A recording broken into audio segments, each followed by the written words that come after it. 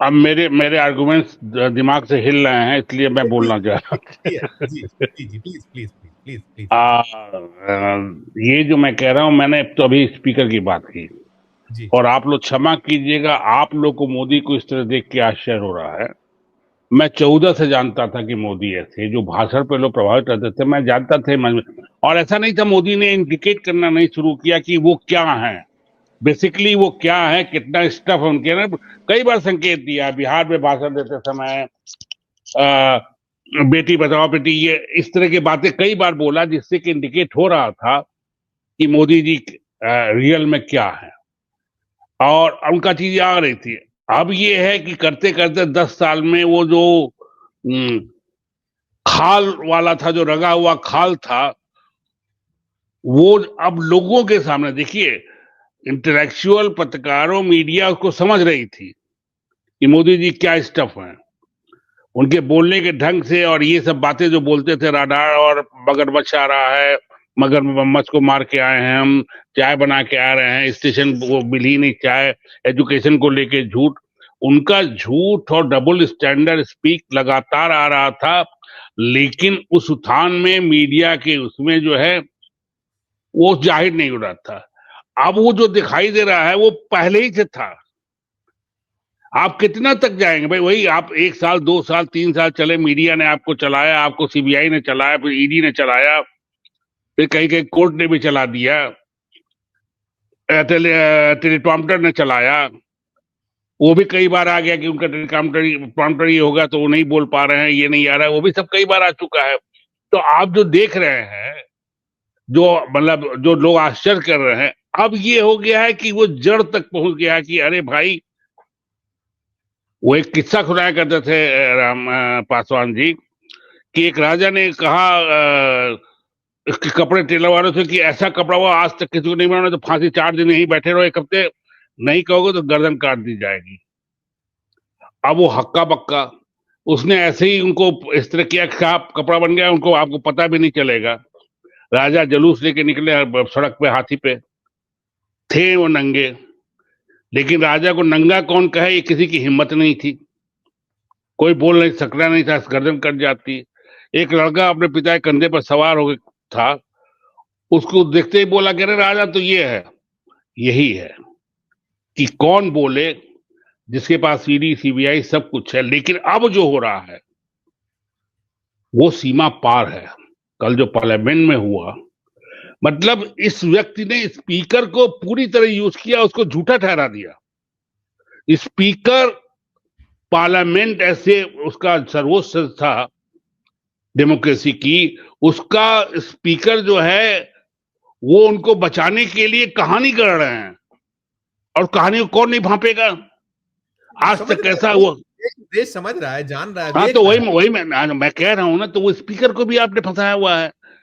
दूसरी चीज जो है, स्पीकर कल से जो कह रहे थे, वो बहुत वो था भाई, प्रेसिडेंशियल एड्रेस में आपके बायलैटरल रिलेशन के बारे में नहीं बोला जाएगा, नेशनल सिक्योरिटी के बारे में नहीं बोला जाएगा। लेकिन आप ये देख सकते, कल भी और आज राज्यसभा में भी, जहां नरवाना का नाम कोई लेता, एकदम वही जो आपने कहा, कट्टा दिखा दिया जैसे, वो इस तरह रिएक्शन। अमित शाह, राजनाथ सिंह 5 बार उठे, कल और परसों 5 बार तो उठे।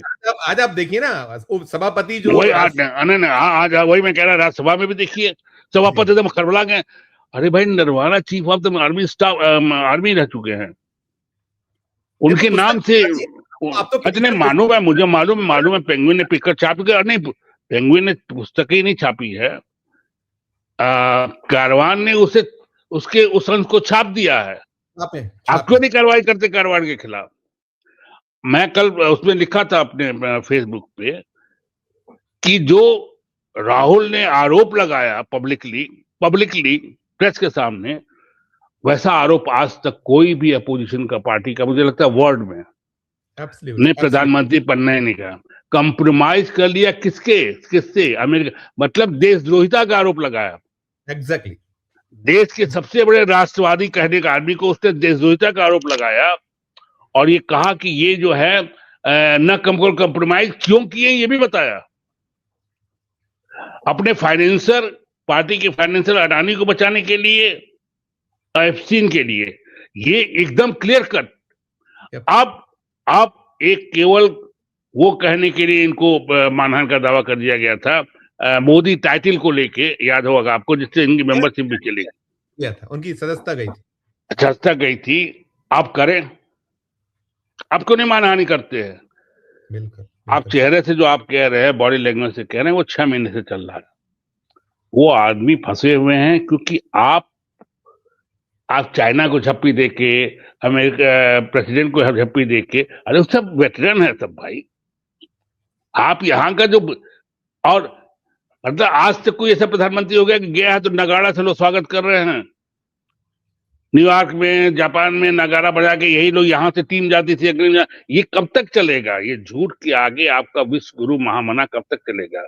अब आपको बच्चा बच्चा भी जानता है कि आप कितने बड़े नेता हैं और कितना आप में वो है।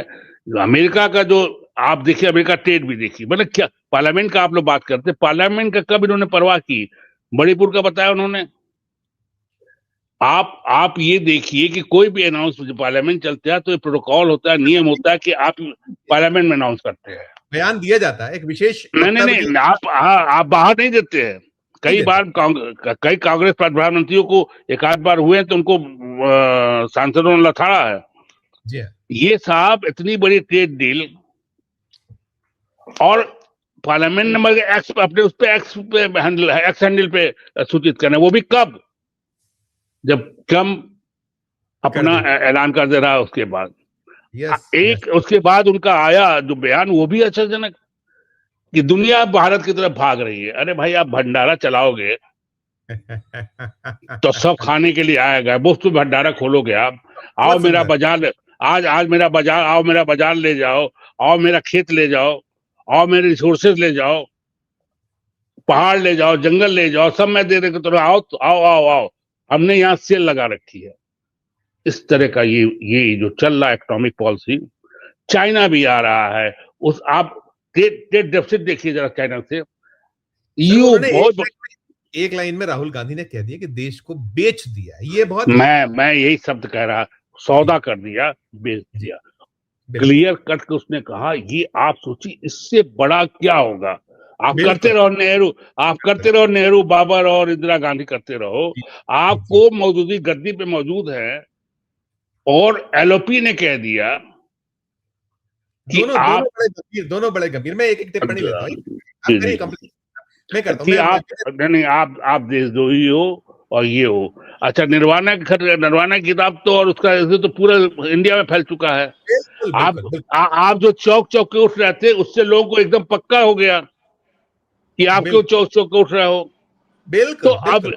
मैं आपको पर्सनली बता रहा हूं, जो 10-15 लोग पिछले 8 साल से मेरे फेसबुक के जवाब में मुझे गालियां देते थे, उनमें से कम 7-8 लोगों ने लिखा है कि यार तुम सही कह रहे थे। वो परसेप्शन, चेंज हो गया, चेंज मैंने कहा बिल्कुल। ना, नहीं इसलिए कि अगर जरा सा भी रहते तो बच सकते थे, जी जी लेकिन ये जी पूरा खाली रंग के ओढ़े थे। बारिश आ रही है, खाल का रंग उतर रहा है, सब समझ बिल्कुल गया कि शेर की खाल में कौन था। जी, जी 56 इंच के बिल्कुल। पीछे कौन था। जी कोई भाई, आप देखिए, ऐसा हम लोग उसमें फंसे हुए हैं कि मतलब क्या कहा जाए। इस आदमी ने, मतलब आदमी कह रहा हूं मैं प्रधानमंत्री को, आप इसी से सोच लीजिए कितना हर जगह खत्म कर दिया है। कॉन्स्टिट्यूशन का एक एक तार, आप सेंट्रल स्टेट का रिलेशन देख लीजिए ना। सेंट्रल रिजर्व पुलिस जो है वर्सेस स्टेट पुलिस हो गई थी बंगाल हो में, गई, हुआ 2-3 बार हो गई। मतलब जहां भी नॉन बीजेपी स्टेट है, आपने कॉन्स्टिट्यूशन का वो भी प्रोविजन खत्म कर दिया। आप कई जगह वहां वो नहीं भेजे जो आपका सेंट्रल ऐड है, सेंट्रल असिस्टेंट जो होता है, जो नॉन अपोजिशन, जो अपोजिशन स्टेट है। यहां पे जो हो रहा है, आपने पार्लियामेंट की जगह दूसरी, आपको केवल नाम की, हम लोग फिर इतिहास में पढ़ा कि बाबर ने मस्जिद बनाई तो इन्होंने ये बनवाया, पार्लियामेंट नया बनवाया, ये बनवाया, खत्म कर दिया पूरा। आपने जो ब्यूटी थी बनारस से लेके दिल्ली उसकी ब्यूटी। फेडरल स्ट्रक्चर खत्म है और बाकी जो मैं वही कह रहा हूँ, फेडरल स्ट्रक्चर खत्म है। इसके अलावा इंडिया का जो एथिक्स था वो खत्म है। पार्लियामेंट में जो अभी इन्होंने कहा कि जो खबरों से मतलब पत्रकारों के एक्सेसिबिलिटी, सेंट्रल हॉल था, सेंट्रल हॉल में सब मिलते थे, प्रेस दीर्घा में पूरी आजादी थी। अब प्रेस दीर्घा में भी आप नहीं पहुंच सकते हैं, केवल एक जगह से एक पहुंचेगा और ये पहुंचेगा वो आपको एमपी से बाहर अगर एमपी निकल जाए तो आप मिलने मंत्री से तो बहुत मुश्किल है मिलना। ये कर दिया इन्होंने। आप नहीं ले जाते तो जो लोग एकदम अज्ञान थे उनको वही जैसे कह रहे कि दारू पीने जाते थे, ये पीने जाते थे, किसी को ये नहीं पता था। मतलब हम 2 बार पीएम के साथ जा चुके हैं। आपको मालूम होगा कि हम लोग को केवल जहाज में मुफ्त में मिलने को मिलता था, क्योंकि चार्टर जहाज जा रही है। वहां का खर्चा होटल विदेश मंत्रालय पहले से ले लेता था। मेरे पास है, मैं दिखा दूंगा। $408 हम गए थे जर्मनी, 408 यूरो इसका उसका होटल सबका पैसा ले लेती है, वीजा का पैसा ले लेती है, कंपनी देती है हम लोग की, अखबार देता है ये लेकिन वो इसलिए नहीं जाते कि उनके 8 अटैची जो जाती है, 10 अटैची किस दिन कौन कपड़े पर उसमें लिखा रहता है मंडे, ये से बहुत चीजें हैं जो छिपाना चाहते हैं। उनके साथ कौन कौन जाता है छिपाना चाहते हैं और अपना वो। लेकिन आप ये देखिए, मीडिया को तमाम वो करने के बावजूद भी, अपने अंदर लेने के बावजूद भी ये नहीं बच सके।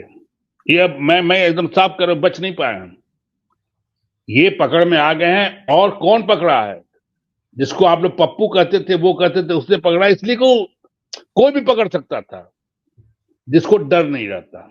एब्सोल्यूट, ये सही शब्द है कि जिसको डर नहीं वही पकड़ सकता, वही पकड़ सकता था। बाकी लोग मैं आरोप नहीं लगा, लेकिन डरे हैं।